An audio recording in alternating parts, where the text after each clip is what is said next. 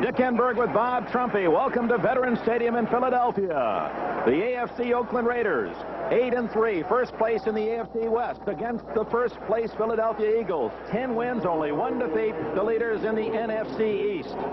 Two teams looking ahead to the playoffs, and this an opportunity to judge just how good they are as they match themselves against great talent, whether it be the Eagles against the Raiders or Dick Vermeil's Eagle defense facing that Oakland Raider offense. Dick, it's a well-worn phrase, but this is a must-win for both of these football teams. With 5 games left in the season, this being the 12th game of the season, it applies today. Barr kicks it off for the Oakland Raiders. Eagles, Billy Campfield takes it at the 3. Behind the wedge at the 15, trips, stays on his feet, and gets out to the 25-yard line. Derek Ramsey, Willie Jones in on the tackle. Ron Jaworski, they call him Jaws, to play off his name, the quarterback #1 in the NFL. Wilbert Montgomery, great runner. Leroy Harris, his blocker. The receivers, 6'8" Harold Carmichael at consecutive string, an NFL record still in order. Charlie Smith on the other wing. Keith Krepley, the tight end. The blockers for Jaworski, Walters and Sizemore, the 2 tackles, both Pro Bowlers. Perot and Peoples at guard, and Morris, the veteran center. From the 25.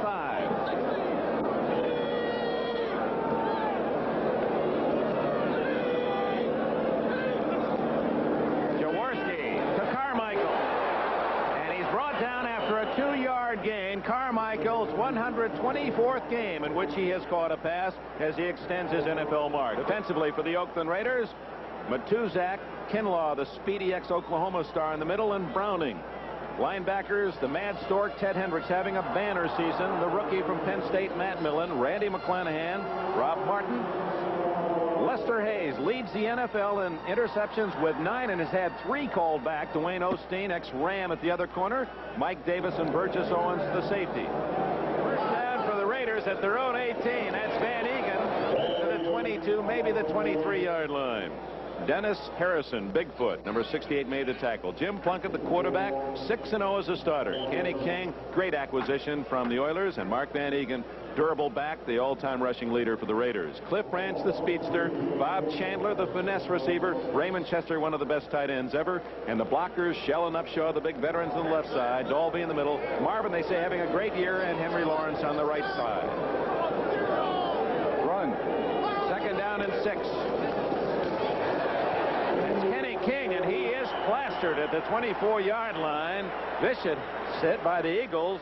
Jerry Robinson. There's the Eagle line. Dennis Harrison, Charlie Johnson in the middle, and Carl Hairston, the hustling outside defensive end. Backers and good ones. Bunting, Berge, the veteran. LeMaster, another fine veteran. Jerry Robinson, outstanding All-American at UCLA. The defensive backs, rookie Roynell Young, a #1 draft pick. Herman Edwards, a free agent, but they say an all-pro contender. Randy Logan from Michigan. Raynard Wilson, another free agent at safety. Plunkett on 2nd and 10. Lots of time. To Chester. Great catch and out of bounds at the 10-yard line. Well, Chester using all of his 6'4" reach to spear that one before going out of bounds as Oakland drives deep. That's one of the little adjustments that Oakland has obviously made in their offense. They are not a sprint-out offense, but to get away from the pass rush of the Philadelphia Eagles, to give Plunkett a little more time to throw the football, he rolls right, and Chester makes a fine catch. He's been troubled with bad knees for the last 2 or 3 years. Plunkett to Chester. Fumble. And it's recovered by Robinson of Philadelphia.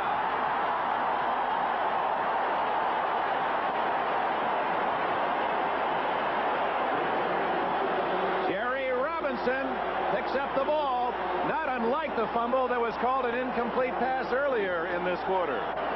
Well, I don't think this one is any different than the one in the first quarter, but a good catch by Chester. Obviously going to feature the tight end. You see him catch it? And possession, no question it was a fumble, recovered by Robinson, and will return in a moment. Ball at the 45 of the Eagles. Jaworski has Harris and Montgomery behind him. And he's moving along for Smith, intercepted. Lester Hayes, his 10th of the year. And Hayes is to the 30 and all the way to the 36-yard line. And ladies and gentlemen, there is a young man who may well be, not Jaworski, but Lester Hayes, the top pass defender in this league. 10 interceptions. He's had 3 others called back that weren't his fault for the penalty. Otherwise would have 13. And Hayes has been brilliant. He's in his 4th year out of Texas A&M, and here it is again. Dick, I'll tell you, when Jaworski sits up right here, he was open. That pump cost him an interception. Smith was open early, uncovered. Hayes was sitting on the outside of him and had a chance to come over and make the interception. I imagine when Jaworski looks at the film on Tuesday of that play, he will try to bring back that pump fake he had to the other side, because Smith was open. 2nd and 10.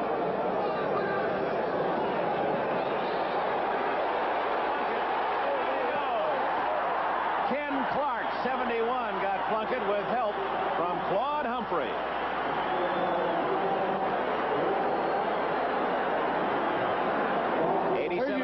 Yes, here you see Humphrey, and he comes all the way on the inside on a stunt, comes all the way around. That's a guy who is about 36 or 37 years old. Let's see the stunt again. Maybe you can explain just what they did on that play, Bob. Well, Humphrey was lined up on the outside, and the 2 defensive tackles come outside somewhat, and he goes inside. And basically what he's trying to do is pick himself or Lawrence off on one of his own offensive linemen. It worked in that situation. Well, he went by way of New Jersey to get Plunkett. 3rd and 16. Deep for Branch. No, it was Bradshaw, and intercepted by Brainard Wilson. Wilson's 5th of the year as Plunkett overthrew Bradshaw.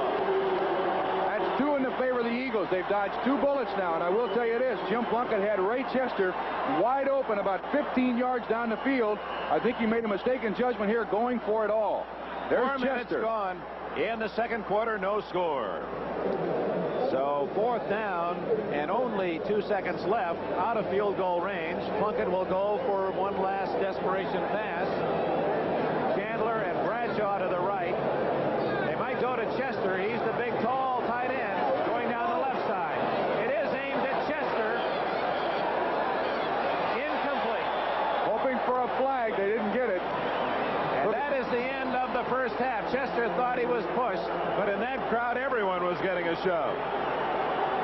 A rare first half without a single point in Philadelphia. They go to the locker rooms. The Raiders, nothing. The Eagles, nothing. Raiders take the field first. Dick Vermeil with a final word to his Eagles. We want to mention those pictures we showed you of 1957 of Vermeil and Flores as college quarterback opponents. Dave Payne of the San Jose Mercury brought an old program to the park and was kind enough to let us use that. And Dave, a most interesting article. I know you in the Bay Area read it in the Mercury, San Jose Mercury this morning on that man, Dick Vermeil. There's the Eagles schedule. And that's a rough hole.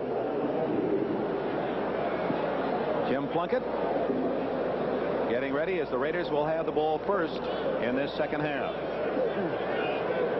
First time we've seen barefooted Tony Franklin as he tees it up. Ira Matthews, Arthur Whittington are deep for the Oakland Raiders. There's the Raider remaining schedule. They have an easier way to the playoffs than do the San Diego Chargers. Franklin fairly short. Matthews at the 12. 22, Louis Jamona, the star of the special teams. Sport Magazine with a feature on the Eagles special teams unit. There's Jamona, and also the statistics of the first half, Bob. Look at the yards rushing and total yards for the Eagles and the Oakland Raiders. Time of possession, very, very close. The turnovers have really gone in the Eagles' favor. And that missed field goal, it's been a defensive struggle. Time of possession. You failed to mention that Jamona is Dick Vermeil's nephew. Right, Dick's sister's son. In fact, Louis, the name after Dick Vermeil's father. Oh, really? I didn't know that. Something else about Louis Jamona you may not know. We'll tell you after this play. Jim Plunkett sets up shop at the Oakland 22.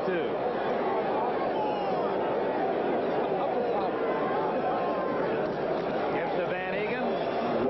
Plowing across the 25-yard line. Jamona Apparently, and it's from the article in Sport Magazine, Ron Jaworski earlier this year was coming out of the tunnel to go to the field before the game, and Jamona had his helmet off and was pounding his head against the concrete wall in the tunnle. And Jaworski said, "What in the world are you doing, Louis?" He said, "Hey, I like to have stars in my eyes before I go out to play." That's a special teams guy. The Eagles with those 6 sacks.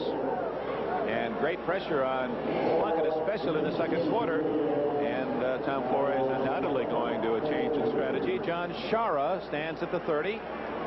Raymond Guy to kick. Guy averaged 42 yards a punt on 3 kicks in the first half. Almost over his head again, and he hits a wobbler. Shara doesn't call for a fair catch and gets away with it. 40, 50. He's all the way to the 44-yard line. Otis McKinney made the tackle, and he has not gotten up. It appeared that Shara, as he caught the ball, did not have a good grip on it, but the Raider first man ran right by him. One of the most selfish players there is in the game. He'll play any spot, and that may be the break the Eagles need, Dick. The Eagles are in Oakland territory with a timeout. The Bears have taken the lead at Atlanta. Vince Evans on a scramble for a run. Touchdown. Oh, Montgomery right into the arms of Dave Browning and Cedric Hardman. Hendricks was there too. Excuse me, Dick, but if you've got confidence in your defense, right now is the time. If you're going to have a fake field goal, pull it out of the bag. Here comes Franklin, and he's going to try a long one if he tries one. Now, let's see where they set this up. The line of scrimmage to 34. That would make it at least a 41 or a 51-yard try. Could be 8 yards back, 52. Franklin, as you know, has the second longest field goal in NFL history, 59. Last year as a rookie against Dallas. Tom Dempsey, 63, the record. This would be 51, well within his range.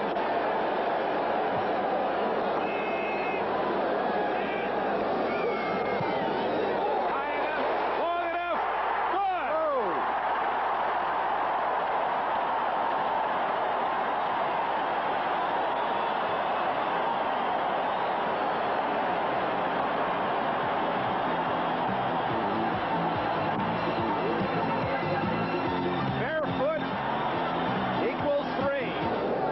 Games ago, the quarterback was Dan Pastorini. Broke a bone in the lower leg, and Jim Plunkett has replaced him. Pastorini, there was a story, a wire service story, that he was going to be in uniform today. Totally false. Pastorini was a bit angered by it all. He might be able to play with 2 games left in the year. Plunkett goes deep for Chandler. No, it's Whittington.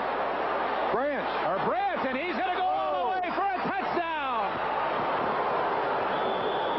Unusual pattern. They had Chandler running deep as they did the first half, and Branch was a trailer, and they threw short to Branch, and then he used Chandler's shielding block for an 86-yard touchdown. Obviously a motion formation and a total breakdown in the defense of the Philadelphia Eagles. Absolutely uncovered, and you can see Jim Plunkett is anxious to get the ball down there. Somebody made a mistake somewhere, but give credit to Plunkett. He put it right on the money. You can see it looked as if it was going to Chandler, but it went instead to Branch. He got a block from Chandler, a key block on Wilson, and then with Branch's feet, it's all over. Hey, great coverage. Teddy Nathanson, our director, George Finkel, our producer, right on top of that one. You can see it leave Plunkett's arms right to Branch, and Oakland goes in front. Here's Barr's try for point.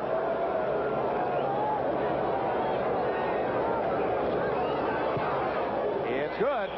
So after struggling throughout this game, both teams unable to move, Oakland strikes on an 86-yard play from Plunkett to Branch. Plunkett's first touchdown pass in 3 games, and back in front, the Raiders 7-3. Time remaining, fourth quarter, 6:52. Well, this is the point in the season where Dick Vermeil wants his football team, 10-1, playing a good football team. Now he's going to find out what kind of character his team has. This drive may determine the season for this team. Ron Jaworski has had a brilliant season, but an ordinary game.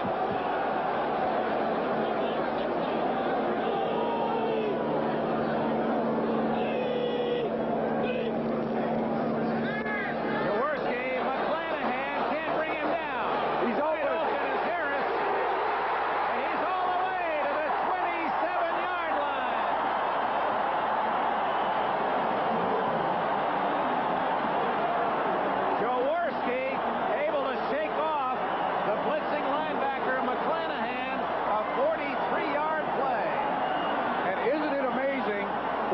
but 2 plays in this football game, Dick, we've seen superb defense. This play is made possible by the agility of Jaworski, and then full trajectory to Harris. Wow, 2 big plays in a football game, and that's it.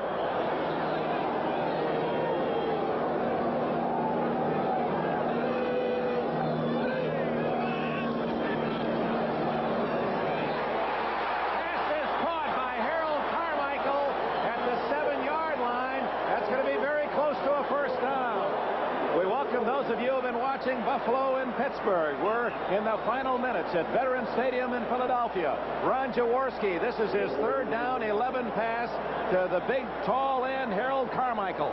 And look at him come back with a football, Dick. That's the best thing a receiver can do in that situation. And they've got the 1st down. 1st and goal. To bring you up to date, these 2 teams, both in first place, both on winning streaks, were tied at halftime. No score. Tony Franklin kicked a 51-yard field goal to give the Eagles a 3-0 lead into the 3rd quarter.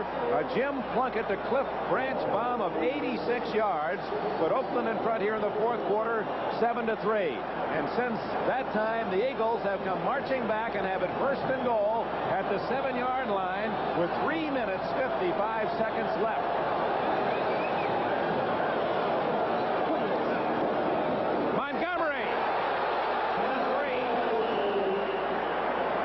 Closing the door, Rod Martin, 53 of the Oakland Raiders.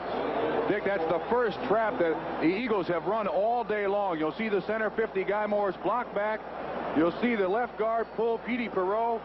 And Montgomery tries to get up through there, but a jarring hit by Rod Martin. And that's the way this game has been played. You've missed a lot of it, you people that just joined it, but it's been terrific defense from the first kickoff. Well, you saw the helmet of Montgomery almost flew right off his head on that tackle.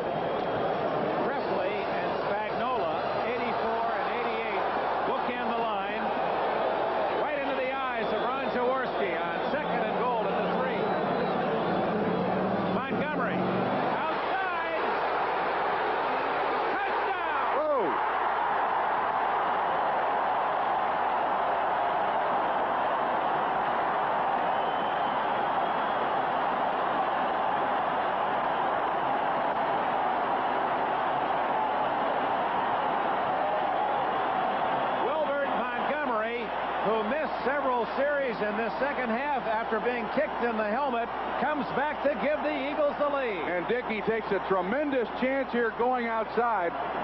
But you can see he just outruns Owens. Millen makes a dive for him. But that's been their longest possession of the game. And it results in what might be the winning touchdown. Robert Montgomery and the Philadelphia Eagles. Montgomery's fifth touchdown of the year has given the Eagles the lead. Franklin's try for point is good. Wow, the ball will be in the Raiders' court with a timeout. 2 minutes, 56 seconds left. The Eagles have just marched 71 yards in 9 plays and take the lead. Plunkett to Branch, incomplete at the 33. It's 3rd and 10 on the clock. The enemy of the Raiders. 26 seconds left. 28-21 the Jets after seeing the Oilers score 3 touchdowns to tie them.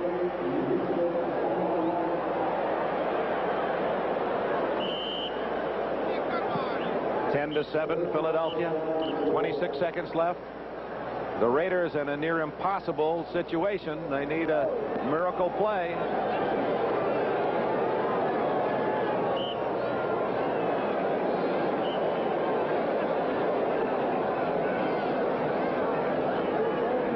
Plunkett, boy, that's a testimony to the tough pass defense of the Eagles.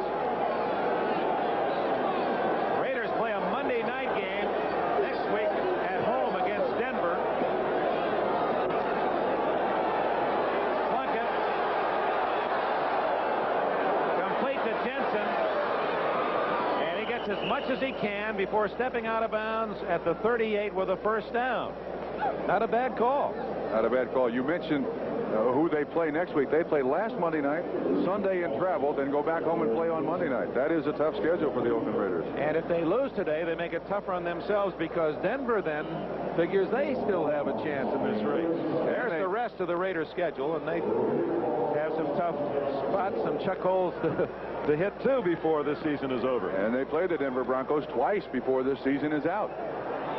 18 seconds, all that Plunkett has to work with. He would just like to get within field goal range. That would be to about the Philadelphia 40 or inside.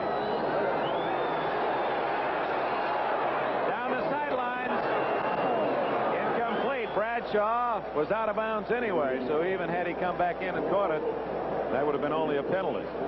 So Plunkett now has only 11 seconds. This is really it. He has to make a big gainer on this play to get within field goal range and have time to get the field goal team out. Gee, I don't know what kind of play that is. That's when you want the coaches on the sideline, the guys with the headsets and the films and everything else, and all the game plans in front of you to call the play. I can't imagine what it would be unless throw it down the middle and hope for interference, and the clock stops. That's the only way they're going to get a field goal in here. To kick a 48-yard field goal, the line of scrimmage has to be about the 30 or 31. So it's a long way for Plunkett at his own 37. Here comes Humphrey. Up in the air. Incomplete. At the 13-yard line with 3 seconds left. They're hoping for a lucky bounce or an interference. They get neither, and now it's down to the final play. Where is R.C. Owens when you need him, Dick? That was designed, reflective of those days when Owens would catch that alley-ooper, 49ers. Well, it's been victory and defeat, a marvelous demonstration of defense on both sides. The Raiders and Eagles indicating their high-quality playoff aspirants, and the Eagles at home apparently have won it by 3. Worth repeating, too, that the Eagles are now 11-1 with only one 300-yard passing performance by Ron Jaworski and one 100-yard rushing performance by Wilbert Montgomery. They've won with defense. 4th down. Up for grabs, looking for a deflection. Almost got it, but Jerry Robinson picks it off for the Eagles, and Philadelphia has won.